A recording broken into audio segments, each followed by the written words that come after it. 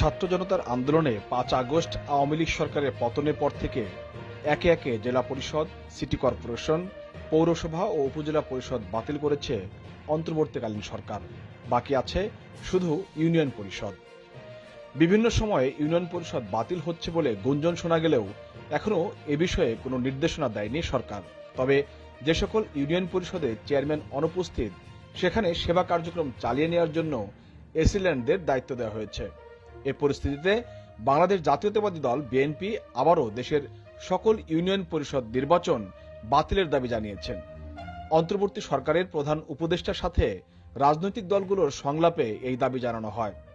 দলটির মহাসচিব মির্জা ফখরুল ইসলাম আলমগীর একথা জানান। তাদের এই দাবি পূরণ হলে পদ হারাবেন দেশের সকল ইউনিয়ন পরিষদের চেয়ারম্যান ও মেম্বাররা।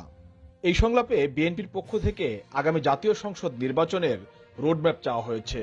শনিবার প্রধান উপদেষ্টার সরকারি বাসভবন যমুনায় অনুষ্ঠিত সংলাপ শেষে বেরিয়ে সাংবাদিকদের একথা জানান মির্জা ফখরুল।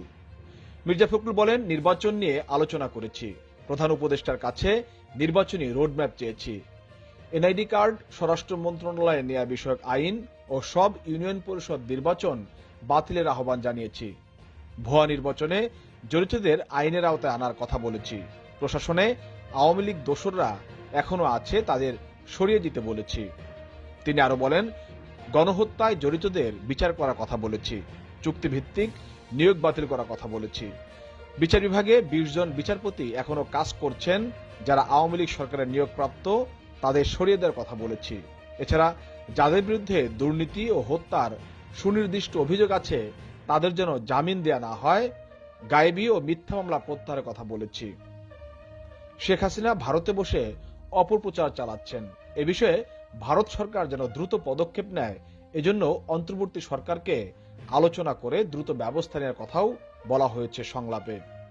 বিএনপির মহাসচিব মির্জা ফখরুল ইসলাম আলমগীরের নেতৃত্বে সংলাপে অংশ নেয় ৬ সদস্যের একটি প্রতিনিধি দল।